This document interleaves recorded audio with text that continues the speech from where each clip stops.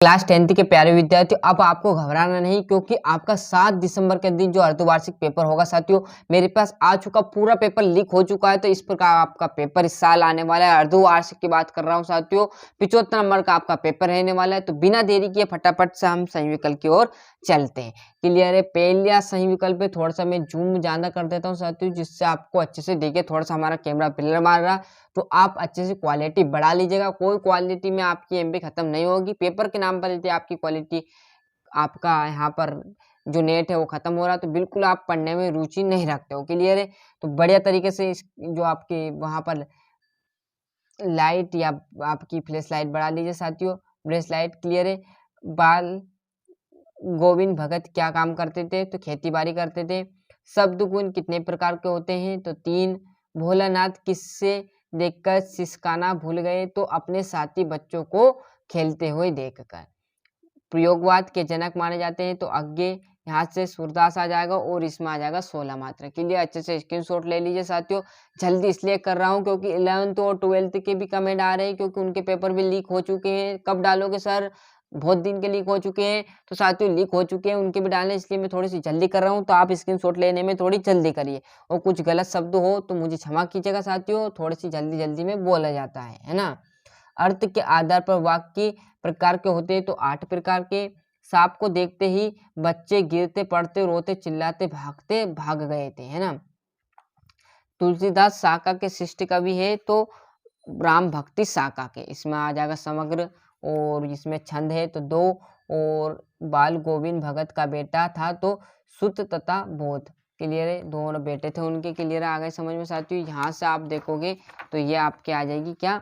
सही जोड़ी। सही जोड़ी की बात करूँ तो नाटक सम्राट क्या थे हमारे? तो ये आपके आ जाएंगे जयशंकर प्रसाद। राम वृक्ष वेणुपुरी है। तो पिता के फूल। और परिणाम वाचक में कौन सा आ जाएगा? क्रिया के परिणाम का बोध। हिरोशिमा क्या है? हिरोशिमा रेलगाड़ी में लिखा हुआ। क्लियर? तो ये जैसे स्क्रीनशॉट ले लीजिए।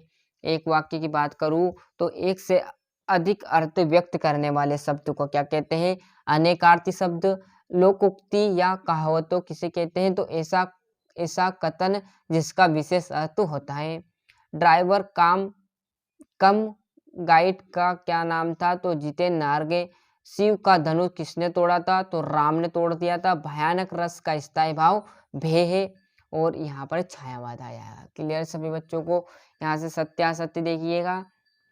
पहले में है राम पढ़ता है, प्रश्नवाचक है। आसक्ति सारे देश में अस्थायी अंधविश्वास एक से नहीं है। आसक्ति हिरोशिमा में परमाणु बम गिरा था। सत्य असत्य असत्य असत्य। क्लियर है? असत्य सत्य का स्क्रीनशॉट ले लीजिए। छठे से आपके 2-2 नंबर के, तो बढ़िया तरीके से स्क्रीनशॉट ले लेते चलिएगा। ये आपका छठा प्रश्न। 7वां यहाँ से देखोगे तो ये आपका 8वां प्रश्न। 2 रचना भाषा लिखनी है आपको। ये आपका 9वां प्रश्न। 10वां, ये आपका 11वां, 12वां, 13वां, 14वां, 15वां, 16वां, 17वां, और आपका अब इधर देखोगे 18वां। क्लियर है? 19 में आपको एक अनुच्छेद लिखना है। क्लियर है? ये आपका 20वां संदर्भ विषम वाक्य इसी में से लिखनी है। ये आपको दिए अथवा सहित। ये आपका 21वां में भी ऐसे ही है कि गर्मियों की छुट्टियों में आपको एप्लीकेशन लिखनी है या निबंध अपने बड़े भाई को। ये 22वां। और 23 में आपको क्या करना है? इसी में से आपका ढूंढना। 22 में आपका निबंध आएगा, तो अच्छे से स्क्रीनशॉट लेना है। क्लियर साथियों? तो इस प्रकार मैंने आपको जो था पेपर का यहाँ पर पूरा का पूरा जो है हिंदी का पेपर पूरा समझाया साथियों। हालांकि आपको समझ में आ गया तो अच्छे से स्क्रीनशॉट ले लिया होगा। चैनल पर नए हो तो सब्सक्राइब कर लीजिए, साथ ही साथ नोटिफिकेशन ऑन करते चलिएगा। मिलते हैं इसका अगले वीडियो में। जब तक के लिए आपको जो सेट बता रहे हैं वो अच्छे से याद करने में जुड़ जाइएगा।